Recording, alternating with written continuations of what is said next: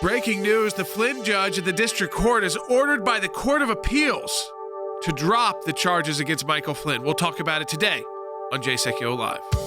Live from Washington, D.C., Jay Sekulow Live. A U.S. appeals court, we are now learning, has ordered a federal judge to drop the criminal case against former National Security Advisor Michael Flynn, as demanded by the Justice Department. Phone lines are open for your questions right now. Call 1-800-684-3110. That July 12th hearing could still go forward. Judge Sullivan could take this Circuit Court of Appeals hearing under advisement and then go ahead and rule. So that's one of the outcomes. The other outcome, it's possible this could go to the U.S. Supreme Court. But what else could happen, Ed, is Judge Sullivan could issue an order sometime today, sometime tomorrow, or over the next few days, and just go ahead and agree with the Circuit Court and just completely drop the case as the Circuit Court is recommending today. And now, your host, Jordan Sekulow. Welcome to Jay Sekulow Live, and this is breaking news, folks. If you haven't heard yet, Michael Flynn, so you know that the case was up on appeal, request for a writ of mandamus back to the district court. That's what Michael Flynn was seeking, and that's what was granted. Back to the district court, a writ of mandamus ordering the judge to accept the Department of Justice decision to dismiss the charges. And it's a Rule 48 motion. The Rule 48 motion says that there's a leave of court, but that even when there is a leave of court, that it's not up to the court. And that's how the majority opinion here is a 2-1 opinion by the D.C. Court of Appeals. This, again, is a full vindication, and very rare to have this even granted. The fact that the court took the case, and then even more rare to issue a writ of mandamus, because this was one of those cases that actually satisfied all of the three requirements. And Dad, I want to go right to you, joining us now, because this is a big deal, and this opinion, it's very clear, it's very direct, and this is actually one I think that most folks who listen to our broadcast, they could pick this up and understand what the majority here at the Court of Appeals is holding. Well, look, the court granted everything that General Flynn asked for, including the motion to dismiss. The only thing he did not say was remove the judge from the. Yeah. The only thing the court did not say was remove the judge from the case, and they didn't have to rule on that because they've ordered the dismissal. In other words, the government filed a motion to dismiss, and this court had no authority to, number one, deny that motion to dismiss. Number two, appoint an amicus curiae to argue why there's a prosecution should go forward. The two judges completely disagreed with that and said that was reversible error. And in fact, the Court of Appeals said that the opinion of Judge Sullivan put co-equal branches of government on a collision course constitutionally, which is what we've been saying throughout. But I want to underscore something that's getting lost in a little bit of this. This was the premier prosecution, really, of the Mueller team. This was an administration official who was on the campaign and served as a high office inside the White House. This was their cause for celebration. This was their big victory. And Andy, they have been completely decimated by this judge. This ruling. Yes, that's true, Jay. Judge Rao, joined by Judge Henderson and dissent by Judge Wilkins, really castigated the district judge and said that he assumed the role of inquisitor, prolonging a prosecution deemed, and now I'm using language from the opinion, prolonging a prosecution deemed illegitimate by the executive, and they recited language from the Supreme Court of the United States. Courts should not sally forth each day looking for wrongs to right. Judge Sullivan was really repudiated in his ruling in very strong language by Judge Rao in her opinion for the D.C. Circuit. We're going to walk through the opinion, folks. We're going to take your phone calls, too, your questions, your comments. 1-800-684-3110. That's 1-800-684-3110. This is quoting the opinion. The district court's order appointing an amicus and scheduling the proposed hearing therefore constitute clear legal error. It's a direct quote. And that's, again, to Judge Sullivan. And what he's done was a clear legal error. We'll be right back on Jay Sekulow Live.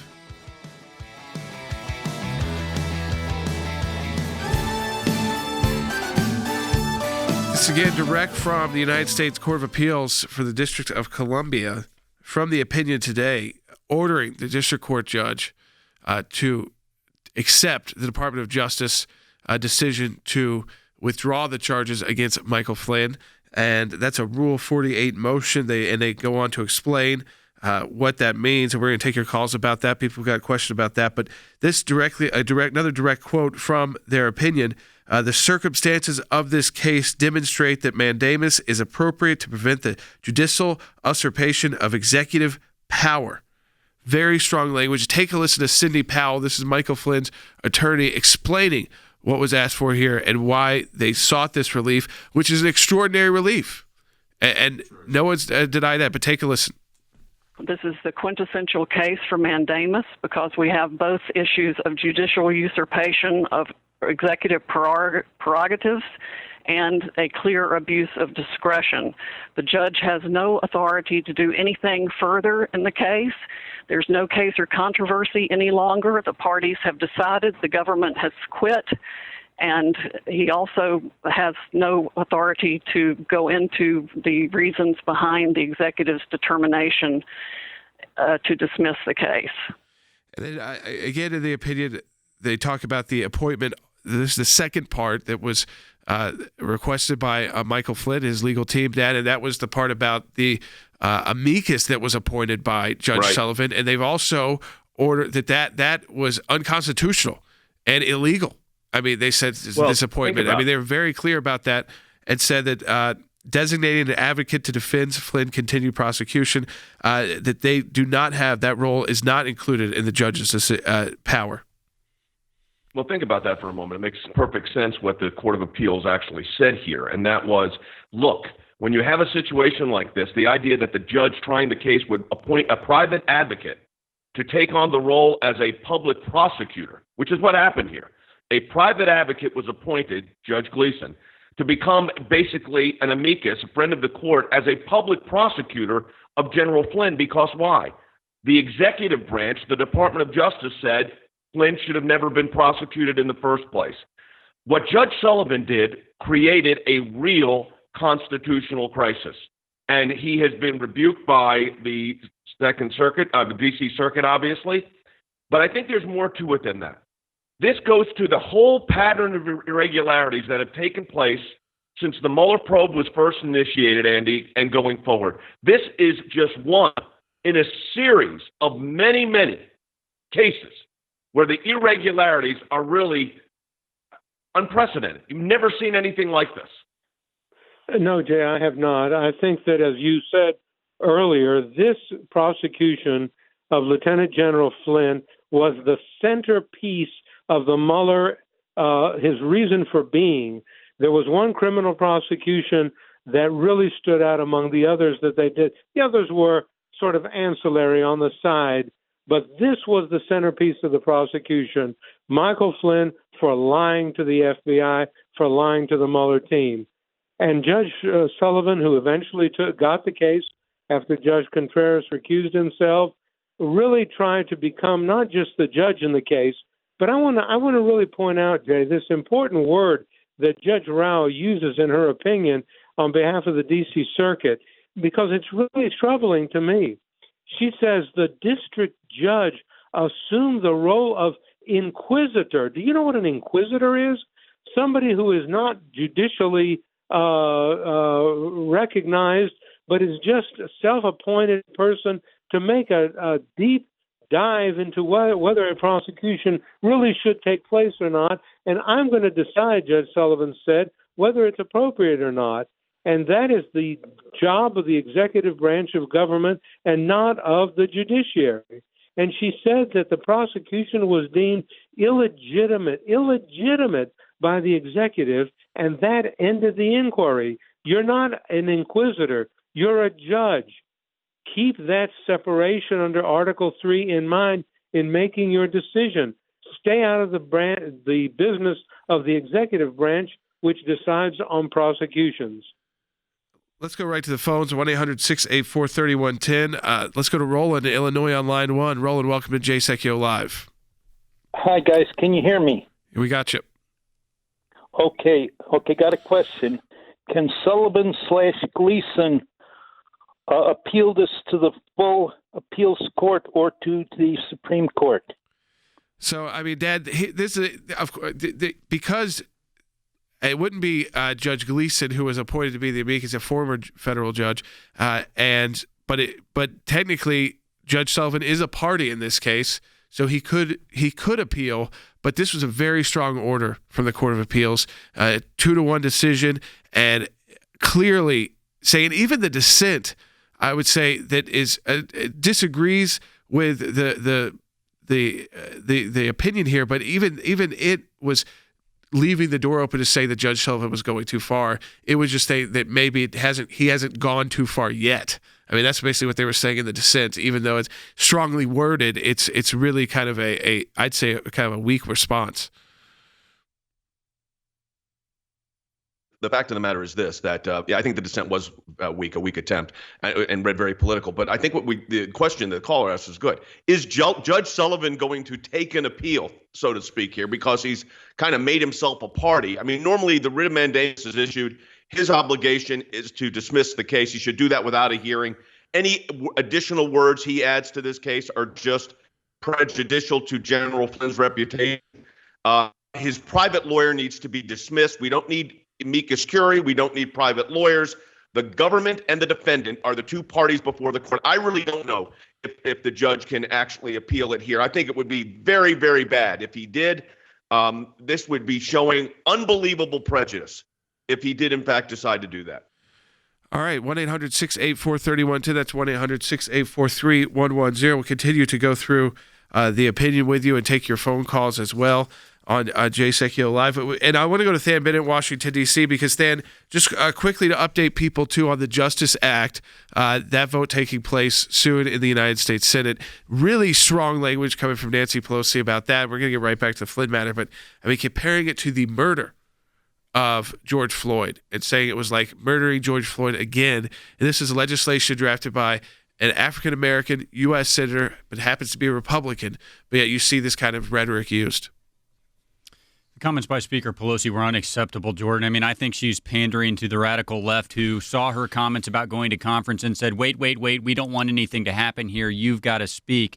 And she did so in a very unfortunate way. Jordan, in the United States Senate right now, they are wrapping up a confirmation vote on Corey Wilson to be a judge on the Fifth Circuit Court of Appeals. And then they are immediately going to proceed to that vote that we've talked about this week to begin debate on the Justice Act that Senator Scott has put forward.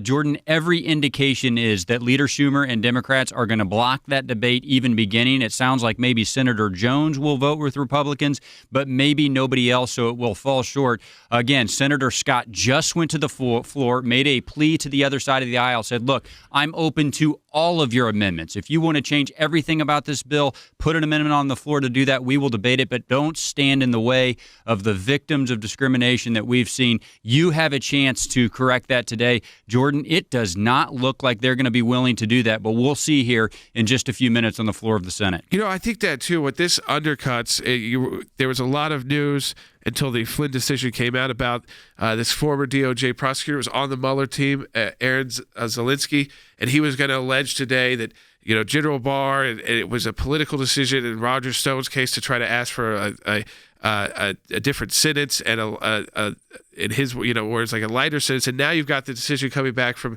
the court saying that these were overly political decisions. These were wrong decisions. And I mean, this decision didn't address Roger Stone, but I think it kind of undercuts that entire narrative that the left was trying to build up against Attorney General Barr.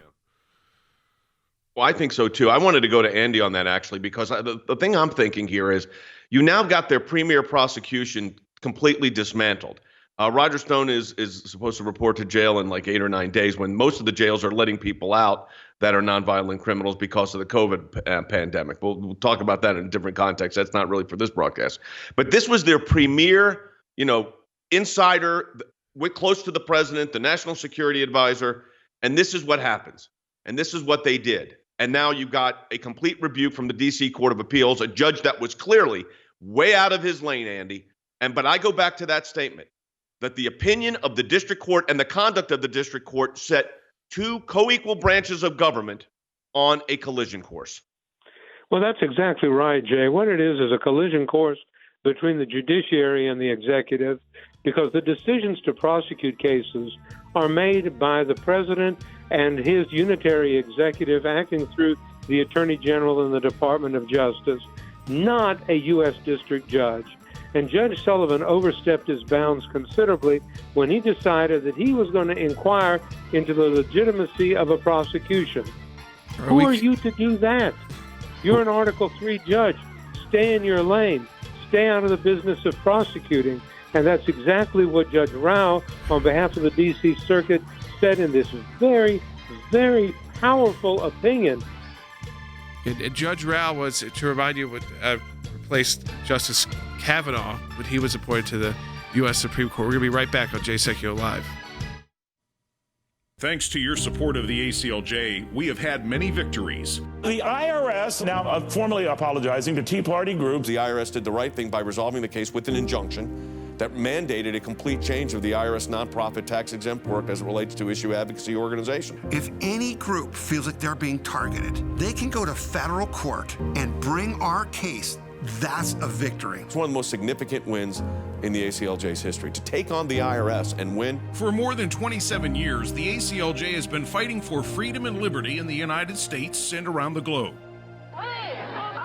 These are young people in their 20s and 30s that are doing this. They're fighting for life at a whole new level to beat back the abortion juggernaut. We've got a whole group of young lawyers that are defending them. Those of us that believe in life know that we're on the right side of history. We understand full well children are children, and they're precious in God's sight, and they're precious in our nation's sight, and they're precious to parents. But I actually think we're winning. This is one of the social issues we're winning. The release of Andrew Brunson. He is the American evangelical from North Carolina, held in Turkey for more than 2 years. They're rushing us to the airport, and there was an Air Force plane that came from Germany that had been on standby. We're flying, and they finally left Turkish airspace. It's like, okay, now we're really out of Turkey and free again. We're grateful to ACLJ who put it out to these people, they were getting all this out. All of the people who prayed for us through ACLJ and through your contacts, I'm thankful, I'm grateful, and actually I'm astounded. We need your help as we continue this work here in the United States and around the world. Join us online at the American Center for Law and Justice at aclj.org.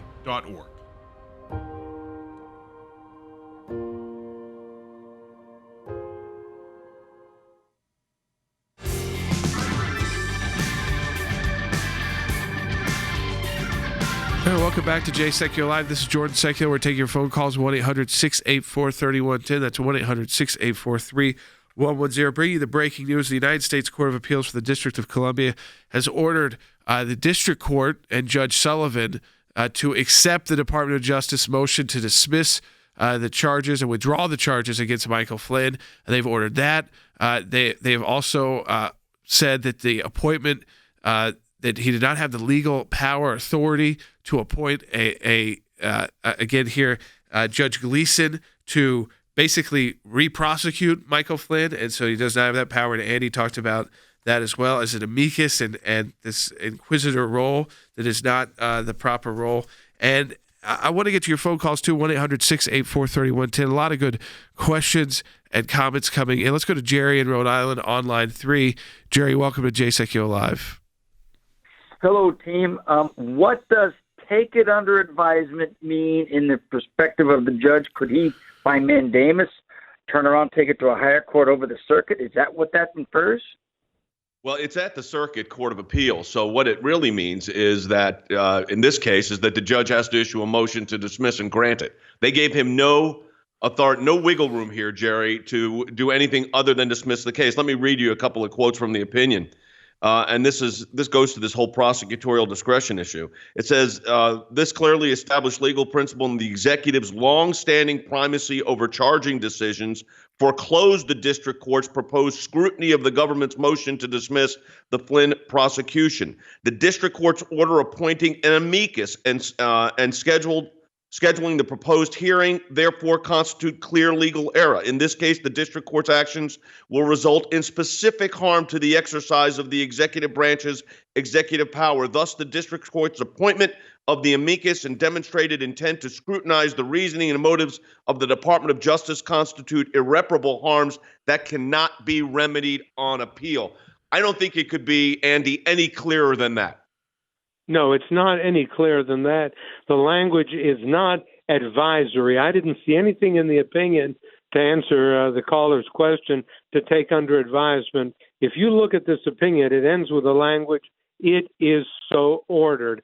In other words, you are to do what we tell you to do. You are an inferior tribunal to the Court of Appeals, and your mandate, and it is a mandate, mandamus, is to enter an order which is consistent with the government's motion and dismiss the prosecution. No ifs, ands, buts, no hearings, no amicus, no trial, no nothing.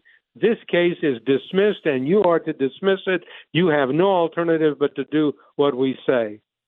Yeah, and I don't think he should even, Jordan, I don't even think he should hold a hearing. I think he should just issue the order. It's literally a sentence.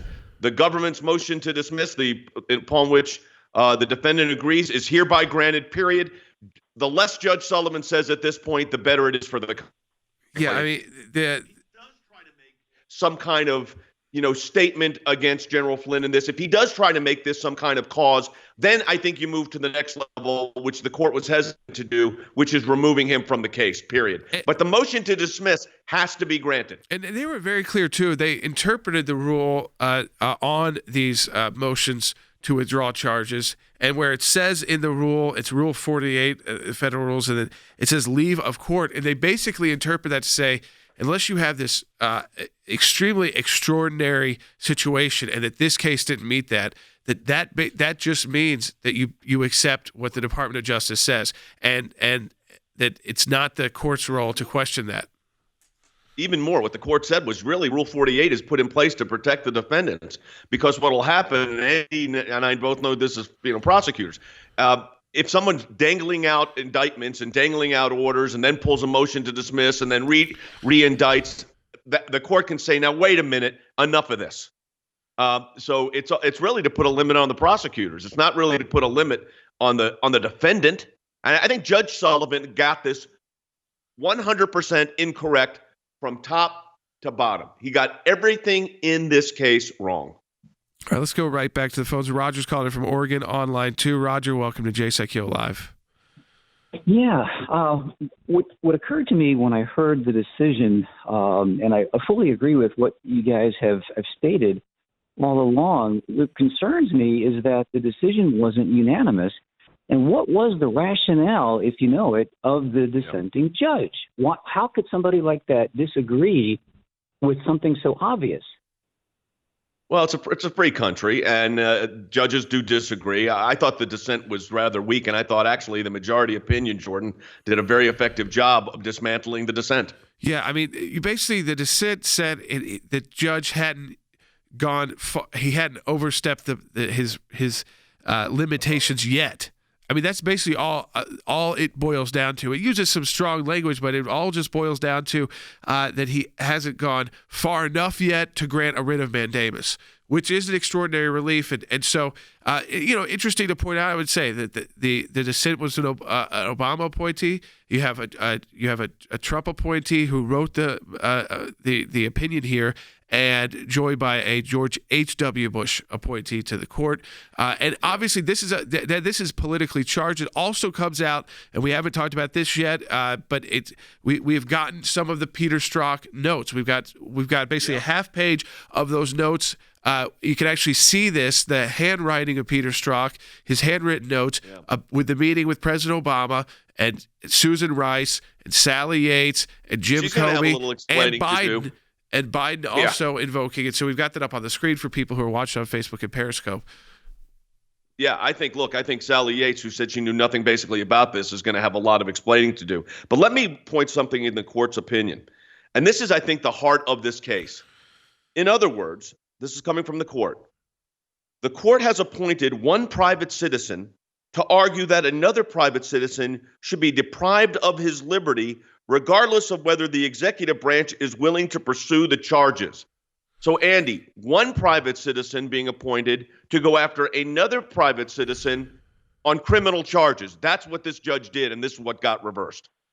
And that's exactly what the D.C. Circuit pointed out, and I find that personally abhorrent, apart from being clear legal error. You don't bring in an individual to argue against the executive's motion to dismiss a case, and that's exactly what he did in bringing in John Gleeson. Here's the government's position. The government is decided to dismiss the case. I think I'm going to bring in a private prosecutor to give me an opinion as to why the government's motion is wrong. And I'm going to deprive a person of his liberty, regardless of whether the executive branch is willing to pursue the charges or not. Judge Sullivan, you are wrong, and the D.C. Circuit had to kick you in the face to tell you that. This is a very hard opinion, Jay. They mince no words. They take no prisoners in this thing. Judge Rao's opinion is stunningly hard and calls him an inquisitor and says you have no right to make a decision when the government has made a decision that a prosecution is illegitimate. You do what we say. Dismiss these charges. Folks, second half hour, Jay Sekulow Live's coming up. 1-800-684-3110 if you want to talk to us on air. If you've got questions, comments on this decision, 1-800-684-3110. I'll go back to the Peter Strzok notes. These are the notes that confirm what was being reported, that Peter Strzok, was with President Obama, that President Obama was kind of directing this inquiry into Michael Flynn, and now you've got it in the notes from Peter Strzok where President Obama says make sure you look at, things have the right people appointed. You have Vice President Biden suggesting there was a Logan Act violation, which is a law that's never been enforced, that most people believe is unconstitutional. We'll talk about that when we come back. Second half hour coming up, 1-800-684-3110.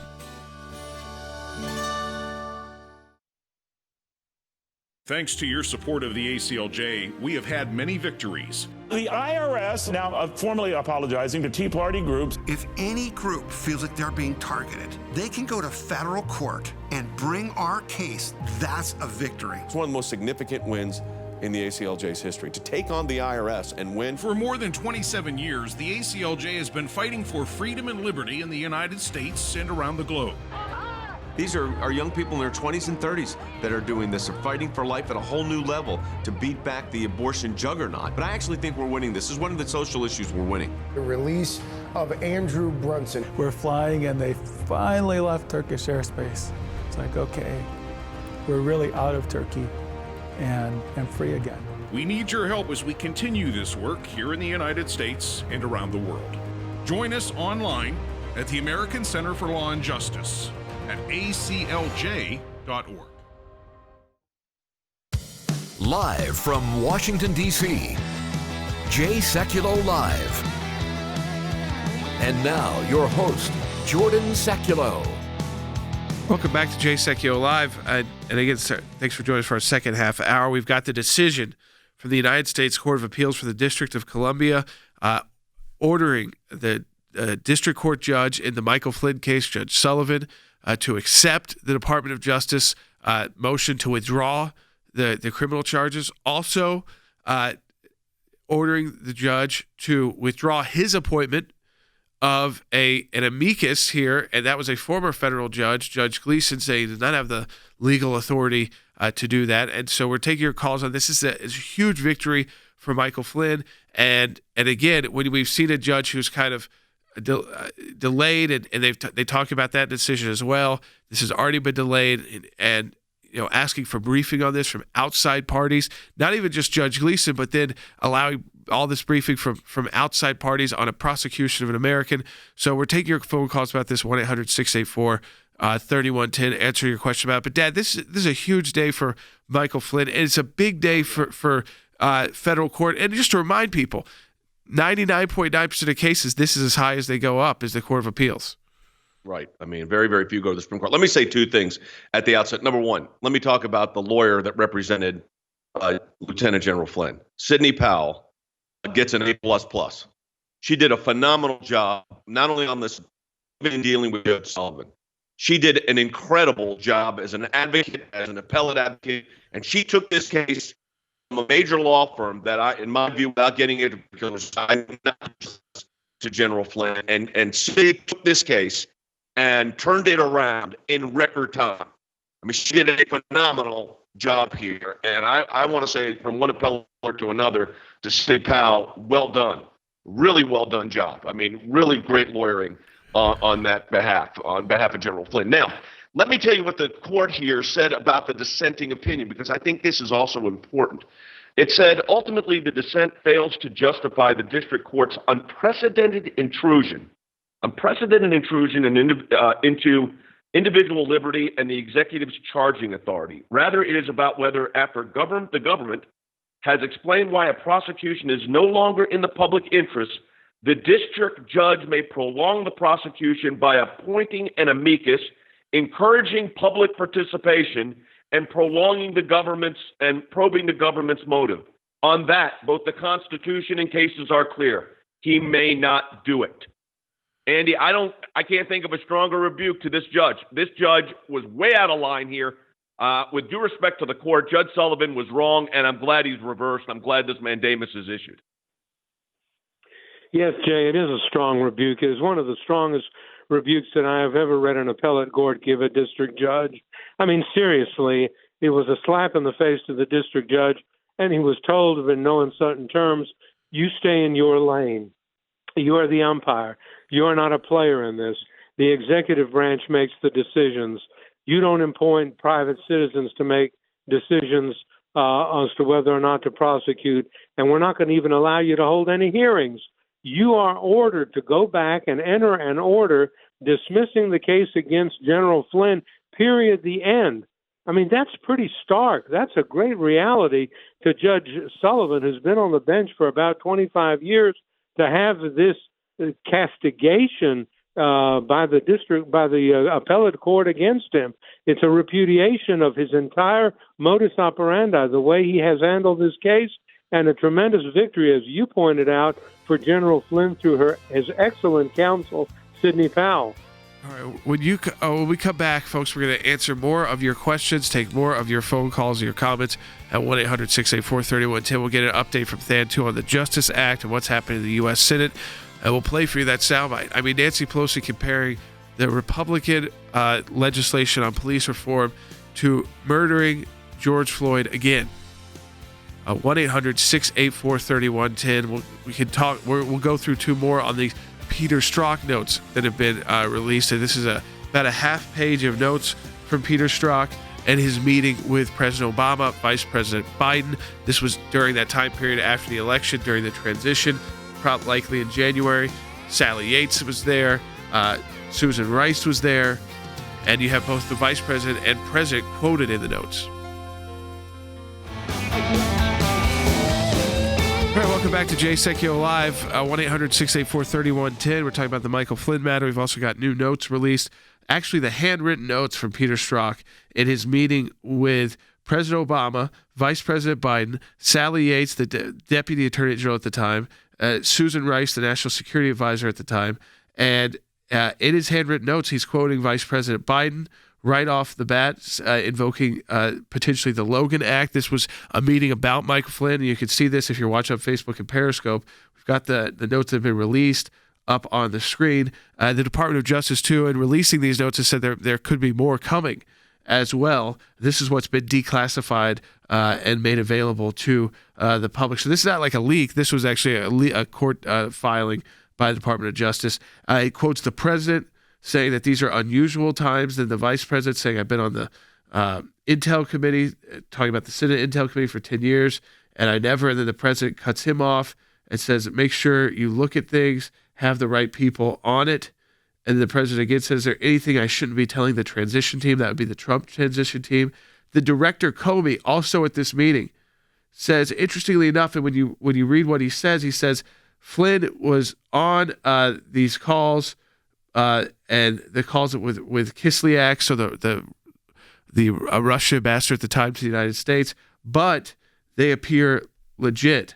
And so when I read that, I say, because Peter Strzok writes down specifically, but they appear legit.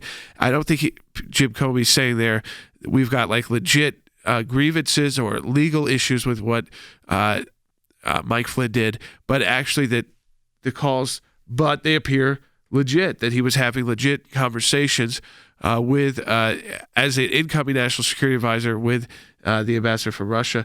and then you see Happy New Year, and so to me it underscores how involved President Obama is, directing Peter Strzok, directing Jim Comey, directing Sally Yates, directing Susan Rice, Vice President Biden suggesting what charges Mike Flynn could be brought up on, suggesting what laws he may have violated. So this is also breaking today. I mean, this was just released. This was after the Flynn decision came out from the Court of Appeals. I want to go right to the phone calls, 1-800-684-3110. Let's go to Michael in California on line 4. Michael, welcome to Jay Sekulow Live. Thank you for taking my question. Is there a possibility Judge Sullivan could go rogue and refuse to follow the appeals court decision? And if so, what could be done? So, I mean, I'll go to Andy on this. Not really. I mean, judges could issue some other decision that conflicts with the Court of Appeals here. And if he does that, he is putting himself in more potential jeopardy because he'd be in direct violation, as you said, of a superior court, the Court of Appeals in this instance, order to him. Yeah, Jordan, I don't think anything like that's going to happen. If you read the last paragraph of the majority opinion, it just says, we grant Flynn's petition for a writ of mandamus in part and direct, listen to this language, and direct the district court to grant the government's Rule 48A motion to dismiss. You don't have any discretion. You don't have any leeway. You don't have, this is not, I heard someone say a recommendation, that this was a recommendation of the district court. It isn't any recommendation. It is a direct order, and I think Judge Sullivan knows what it is. He's been on the bench long enough. He won't like it. He doesn't like it, but he's going to do it because that's what he's got to do, and he doesn't want to face consequences for not doing it. Let's go to Kathy in Indiana on line 6. Kathy, welcome to Jay Sekulow Live. Hello there. Thank you for everything that you guys are doing.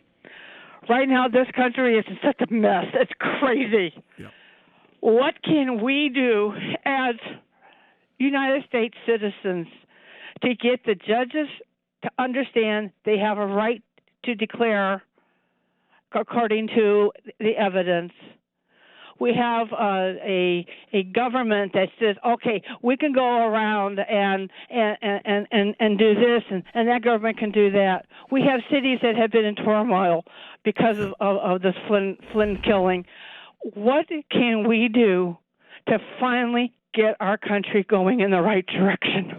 Well, I mean, I think then we're approaching an election, and that is always the most direct representation of the country. And so every member of the House of Representatives is up for re-election, about a third of the U.S. Senate up for re-election, of course, and we decide who our president will be, and that's the executive branch. So, I mean, the balance of power for two branches of government, and that balance of power directly affects the third branch of government, the judiciary, because the federal judiciary, these are appointments by the president when there's vacancies.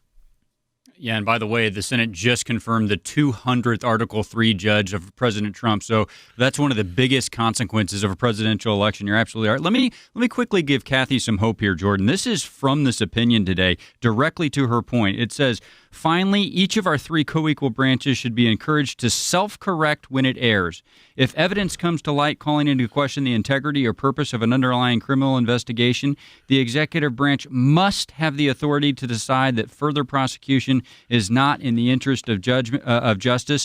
Jordan essentially saying the judicial branch must stay in its role, as Andy has said. But to the caller's question and to the comments you made just a second ago, Jordan, it shouldn't be lost on any of us in wake of these Peter Strzok notes coming out. Susan Rice was in that meeting. Jordan, I think that's probably a pretty big reason that she is reportedly on Vice President Biden's very short list for vice presidential candidates. In a concise way, I would say to the caller, if you don't want these kind of abuses, don't put people in power that have actually performed these abuses. Yeah, 1-800-684-3110. Let's go back to the phones and answer your questions going through the opinion by the Court of Appeals. Whitney in Texas on line 3. Whitney, welcome to Jay Sekulow Live. Thanks so much. I've been worried about the precedent of what Sullivan has tried to do. And so I was curious whether this opinion is going to be sufficient enough to squelch future actions like this, or whether he has actually set a precedent for other judges to kind of go rogue. Well, whatever precedent he was trying to set, Andy, he was smacked down by the Court of Appeals. So he's now at a higher court has made it clear that he does not have the legal authority, as they said. He does not have the legal authority to take these actions that he has. He's not the inquisitor. He's not the prosecutor. That's not his role. And so whatever he was trying to set has been made clear to other judges as well at the district court level, which is where the trial court is held. So where you go through all of the evidence and the most of the prosecution. And so I think, Andy, it's actually a clear repudiation of these kind of moves by judges. And I don't think most judges would take the action that even Judge Sullivan has tried to do. That's why a writ of mandamus was issued, because this is so extraordinary, this situation where he tried to not accept the Department of Justice withdrawal of the charges, and also tried to appoint an outside counsel as a amicus to basically prosecute Mike Flynn.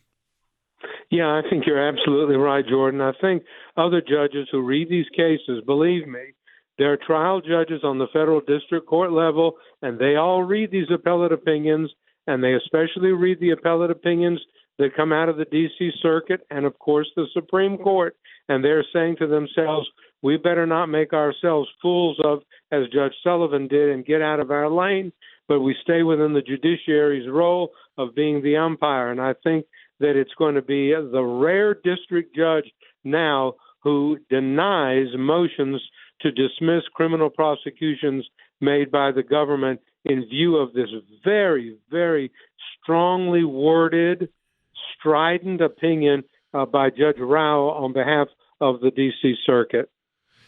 You can actually hear, this is from the case and from the oral argument, and you'll hear the judge here with the question, and Mike Flynn's attorney, Sidney Powell's response, Bite 28.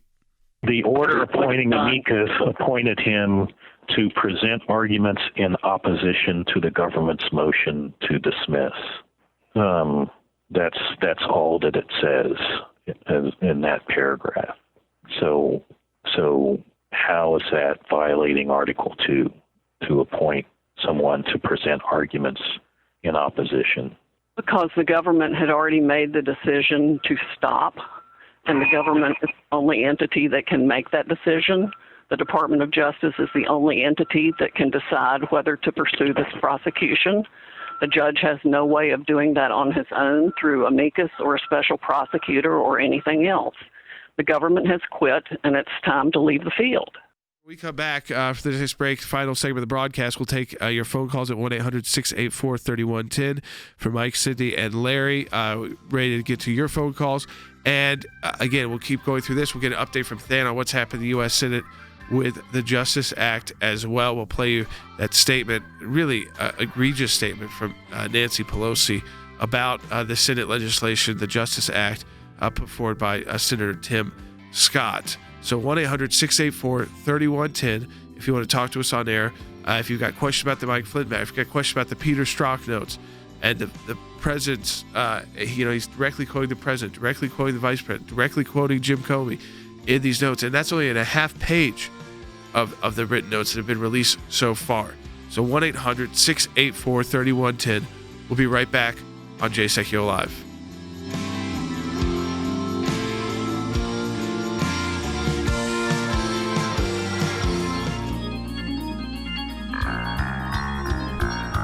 All right, we'll get to your phone calls in just a minute at 1-800-684-3110 and talking about this decision by the Court of Appeals in the Mike Flynn case, again, ordering the district judge, in this case, the district court judge, Judge Sullivan, to accept the Department of Justice motion to withdraw, and also ordering the judge that his appointment of an amicus, an outside counsel, to basically bring the argument about why Mike Flynn should still be prosecuted and disagree with the Department of Justice, that he also had no legal authority to do that. So again, 1-800-684-3110. But I do want to get an update on the Justice Act that's being voted on in the U.S. Senate.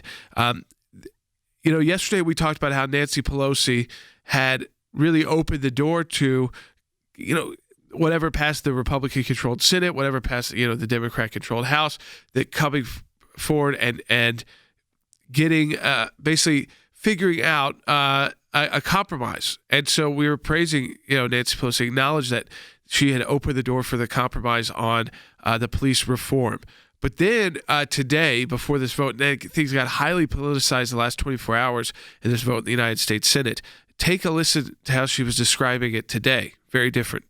For something to happen, they're going to have to face the realities of police brutality, the realities of the need for justice in policing, and the recognition that there are many, many good people in law enforcement, but not all. But so far, they were trying to get away with murder, actually, the murder of George Floyd. I mean, Thad, again, that statement that Republicans are trying to get away with the murder of George Floyd and putting that on Republican U.S. senators and using that kind of language again at a time. But, we've had callers call and say that, these cities are in a mess. It's really tough situations. And then you try to deal with this, try to compromise, try to come up with solutions. You're not going to come up with compromise or solutions when you start calling your opponents politically in a democratic republic as murderers. Jordan, Officer Derek Chauvin murdered George Floyd. That's who murdered George Floyd, not a politician in Washington, D.C. And if you want to start to turn the tide to some of these police brutality acts that do unfortunately happen, even though the vast majority of law enforcement are good, what do you need to do as an elected official? You need to come to the table and debate common sense reforms, by the way, a bunch of which there is consensus on. And we don't have to go all the way through this again, Jordan, but the House bill and the Senate bill align in many ways. But in order to make a law, in order to send something to the president for him to sign, you have to have a bill in the House, you have to have a bill in the Senate. And in order to have a bill in the Senate, you have to agree to debate a bill in the Senate. Jordan, Senate Democrats have just blocked that exact proposal. Not the bill.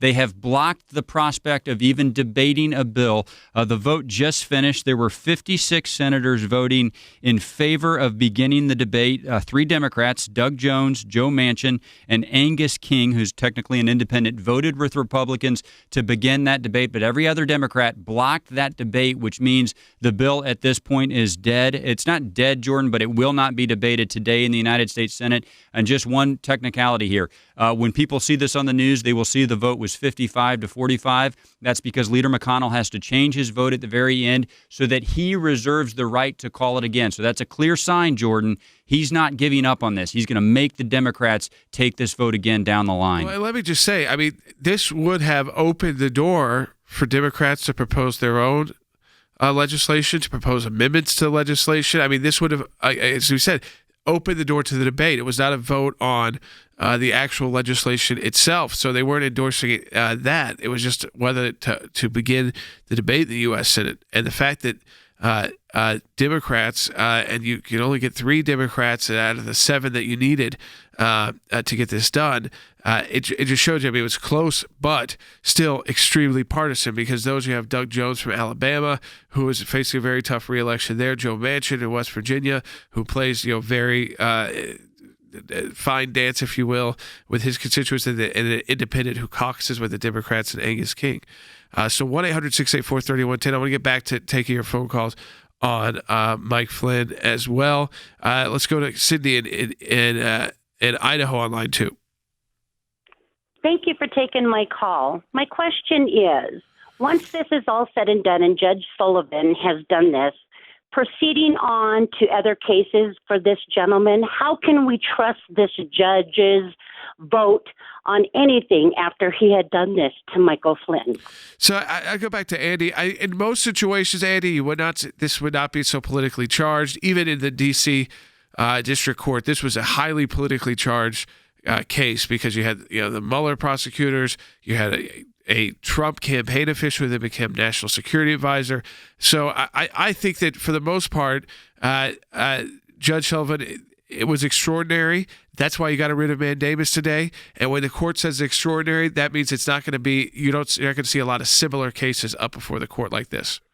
No, I think Judge Sullivan has been chastened pretty strongly by the Circuit Court of Appeals, and I don't think you're going to see him venturing out on the limb and making these kinds of decisions, because the Rule 48 and the Constitution gives no power to a district court to deny a prosecutor's motion to dismiss charges based on a disagreement with the prosecution's exercise of charging authority. I think Judge Sullivan has learned that lesson. I would have thought after 24 years on the district bench he would have known that lesson, but it's the political atmosphere of this case, the fact that he's a Clinton appointee.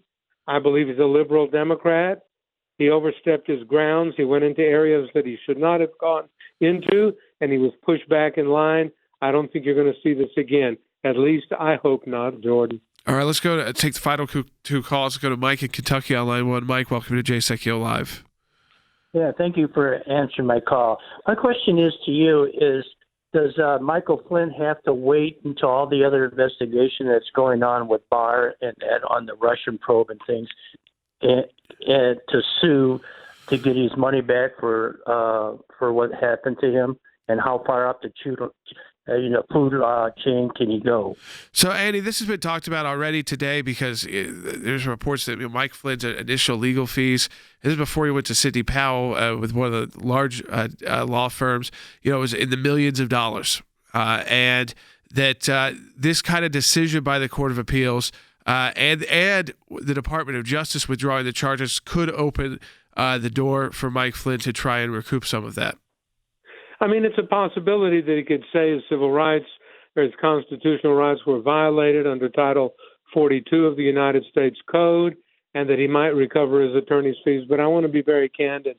I doubt that's going to happen. This is one of the chances that you take being a citizen of the United States, being in government, being in politics. These things happen to you. You just have to take it on the chin, be happy that your criminal charges are dismissed, and to the extent that you can, go about your life. Civil damages, I don't see that happening. So let's put this back on the screen because we're going to get into this more tomorrow. So this is handwritten notes, and this was in light of the Flynn case, but it was not part of the initial decision today. This was actually released by the Department of Justice in response. You see some is redacted, so it's still classified. You see the unredacted portion here. And so Peter Strzok is taking notes in a meeting. He's quoting President Obama. He's quoting Vice President Biden, who suggests what laws you could Mike Flynn may have violated, quoting Jim Comey. Sally Yates is in the meeting. Susan Rice is in the meeting. And this is happening in between the election and the incoming Trump administration, so during the transition time period. And you really see President Obama directing Peter Strzok and directing Jim Comey on how to approach the Flynn matter. So we'll talk about that more tomorrow on Jay Sekulow Live.